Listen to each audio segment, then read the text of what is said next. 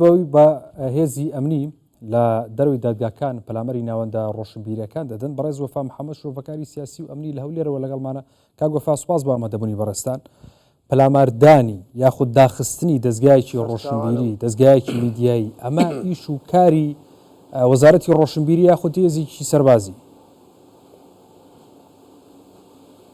بەڵێ سڵاو و ڕێز بۆ جەنابتان بۆ سەر جەمبینەرە خۆشەویستان بەداخەوە یعنی ئەم کلتورە قێزەوەنە و ئەم دیاردانە تەبعان ماوەیە کە پەرەی سندووە بە تایبەتی لە شاری سێمانی کە بە ئێمە ناوێنێ شاری ڕۆشنبیری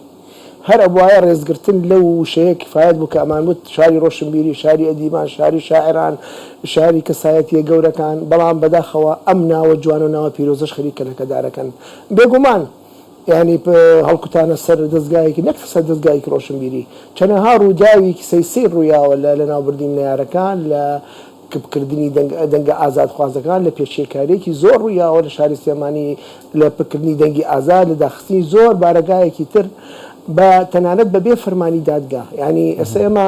لە کولتورێکان لە عێراق ئەم کولتورە کە ئەو هێزێ لە یەکێتیە بەشداریە، بەڵام لە بەغاشە ئەوە ئەکەن، بەڵام بەناوی دادگاوە ئەیکەن، دادگاش ئەکەن بەتەڕەف بۆ سەرکوتکردنی نەیارەکان و دەرخستنی چەنەها بڕیاری ناشیا و بۆ دەستکەوتی سیاسی. بەڵام ئەمە لە سێمانی کە ڕوویە بە تایبەتی پەلاماردانی دەستگای ڕۆشنبیری چاودێر، یعنی ئەمە ڕدانەوەیەکی زۆریە بە لە لای ڕۆشنبیران و لە لای سیستاتمەداران و لە ئەدیبان کە ئەمە چۆن یعنی ئەمە لە چ وڵاتێکە ئەمە هەیە. دیارە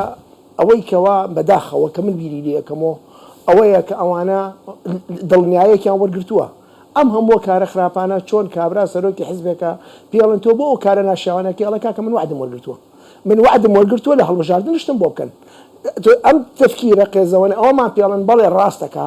وعدی وەرگرتووە لەلایەن نەیارانی کورد، لەلایەن دژمنانی کورد، لەلایەن ناحەزانی کورد، لەلایەن ناحەزانی دیموکراسی، وەکو چۆن وعدیان نایە لە کەرکووک، وەکو چۆن وعدیان نایە لە مووسڵ، وەکو چۆن هەموو شتێکیان بۆ کرد بەڵێ ڕاستەکە وعدیان ناوەتێ. بۆیە ئەمەنە بێمنێتە هەموو کارە ئەو پێشێریارانە ئەنجامەدا بەرامبەر بە پێشمەرگە کۆنەکان، بە پێشمەرگەی شاخ، بە ڕۆژنامەنووسان،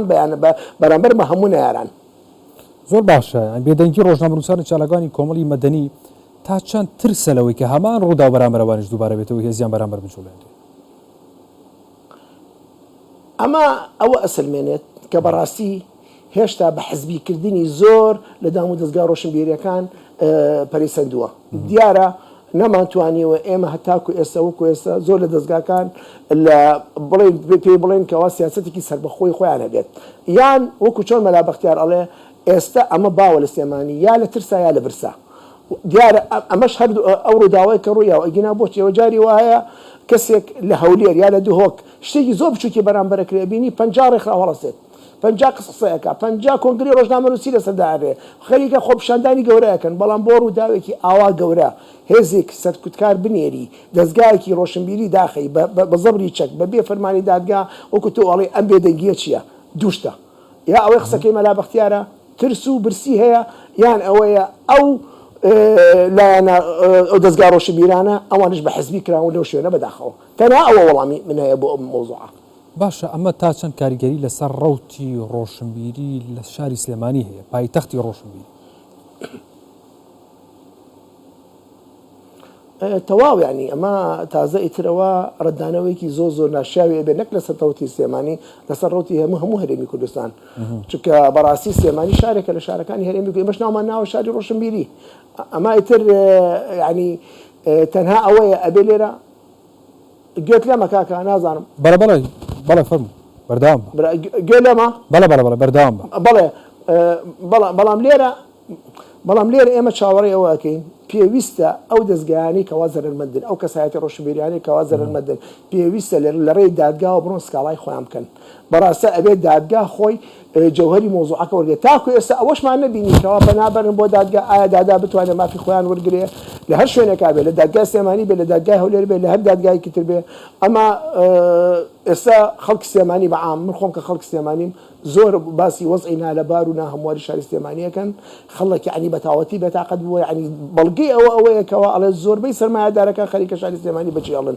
ئەمە شەوکو پێم وتی دیارە ئەم سیاسەتە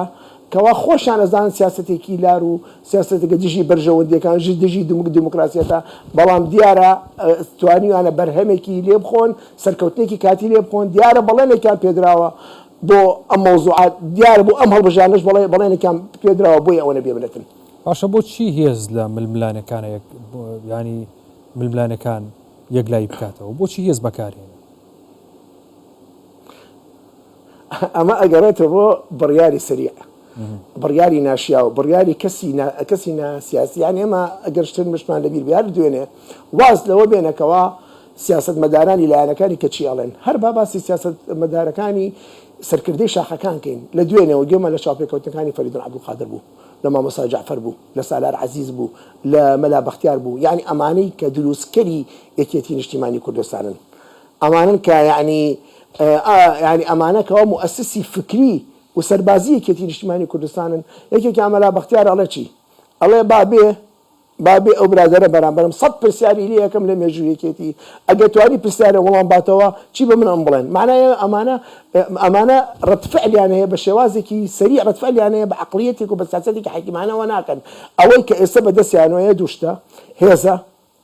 دووهەمینشتیش هاوپەیمانیە لەگەڵ چەند مافیاگەریەک لە بەغا ئەو مافیاگەریانێک هەمویان دوژمنی کوردن تەنها ئەو دووشتیان بەدەستەوە ئێستا. زۆر باشە ئەمە تا چەند ئازادیەکان بەرتەسکەکاتەوە بە تایبەتی لە شاری سلێمانی؟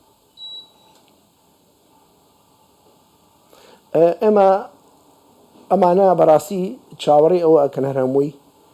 ئالەم هەڵبژاردنە دەستکەوتێکیانە بێ بەڵام ئەوەی کەمە سێرم لێ من خۆم و شاری سلێمانی هەر لە کۆن و هەر لە زمانی ڕژێمی گۆڕ بەگۆڕ زۆر شتی قوبوڵمە کردووە یعنی تۆ تەماشاکە کاتی خۆی خۆپشاردان و مزاهرات و مەسائلی فکری قومی و مەسائلی فکری ڕۆشنبیری مەسائلی ئازادی لە شاری سلێمانی پەرێسە دوو زیاتر ئێمە هەمومان ئەوەمان لەبیرە بەڵام ئێستا کە تۆ ئێستا ئەم شار ئاوا بێدەنگراوە ئەوە ماوەی هەڵوەستەیە و ماوەی بیرکردنەوەیە بەڵام ئایا ئەمە هەتا سەرەمە چێتە سەر من ئەوم بڕواناکەم ئەتا سەر بەسەر لەوەش ئەچێت کۆمەڵی ئەحزابی سیاسی کە هەبێ حەزیان بەم فەرهەنگە هەبێ لە بەردووشت یەکەم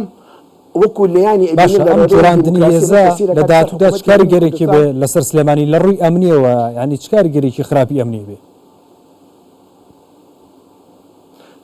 ئەوە ئەبێ ئیتر خەڵک متمانەی نامێنێ بە هێزی ئەمنی ئیتر خەڵک متمانەی نامێنێ بە پۆلیس و بە ئاسایش و بە دەستگا ئیتر هەموو کەسێ وەکو خۆیان لە ڕۆژە لە ڕۆژانە ترسێ دوو هێزی ئەمنی بێتە سەری خۆی ئیشتەکان یەکلاکەرەوە خەڵک متمانەی نامێنێ بە دادگا خەڵک وردە سەرمایەکانی لە سلێمانی جێبەجێ ناکات بۆ شوێنەکانی کە ئەمە تەسیر لەسەر مەسائلی گەشتیاریەکە لەسەر مەسائلی ڕۆشنبیریەکە لەسەر مەسائلی فەرهەنگی پێشکەوتن و ئاوەدان ئەمە بێگومان ڕەتدانەوەی سلبی لەسەر هەموو ڕۆکانەکە برایگیان نەک تەنها لەسەر مەسائلی ئەمنیش. زۆر باشە ئەم دۆخە ئەمنیی کە ینی باست کرد بەڕێزی خراپەی کە لە سلێمانیا دروستکراوانە کات سەرمایه‌دارەکانی ئەو دەڤەرە بچنە دەڤەرەکانی دیکەی کوردستان چوزانم بچنە بەغدا سەرمایە گوزاری بکەن ئەنی لە ڕووی کار و کەسابەتەوە کاریگەری گەورەی لەسەر سلێمانی دروست ناکات بۆ خەڵکیش بێگومان ئەگەر هەمومان لە بیرمانە نەک ئێستا ماوەی ساڵێکە زۆربەی ئەڵێن بۆچی سەرمایه‌دارەکان هەمویان سلێمانی بەجێ ئەڵێن من باسی لەسەر ناکەم چکە ئەم مەوزوعە دو سێ ساڵ لەمەوە پێچەنەها کەسی نەیار هەبوو ئێمە تەسفیەکردنی کۆمەڵ خرا بە چەکرا کۆمەڵی خەڵک ناو جەرگەی سلێمانی کوژران لەبەر ئەوەی تەنها نەیاری سیاسی بوون لەو کاتەوە زۆر کەسێ سەرمایەکانی هێناوێتی نەک تەنها بۆ هەولێر بەداخەوە بردوێتی بۆ بەغا ئەو بەغایە ئەو بەسڕەوە ئەو شوێنەی کەوا پڕ لە میلیشیا کە ئێمەڵێ شارێک هەمووی لە میلیشیا هەموو پڕ لە شێرچی خەکابرا متمانەی هەوەی هەیە بڕوا لەوێ سەرمایەکەی سەرفکە کە پڕ لە میلیشیا بەڵام متمانەی نییە لە ناو سلێمانی سەرفکە بێگومان ئەمە چۆن ئەمە تەسیرێکی زۆریە بێ لەسەر شاری سلێمانی کە ئێمە هەموو چاوەڕێمان کە شاری سلێمانی شارێکە بگاتە عاسی وەکو شاری هەولێری لێبێ وەکو شاری دۆکی لێبێ هەموومان شانازی بۆ شارە بکەین بەڵام بەداخەوە تۆ تەماشاکەی پرۆژەکان تاکو ئێستا بەم دۆخە سلێمانی پاشا هەر پاشەکشەی کردووە کاکە تۆ تەماشاکە یەک شەقامی 100 متری هەیە سێ کەڕەپاری بۆ دەچێت جێبێ نەکراوە بەڵام لە هەولێر لە 100 متری لە 120 متری لە 150 متری ئەوە تا پەرەسەنێ ئەمە چۆن تەسیل ناکات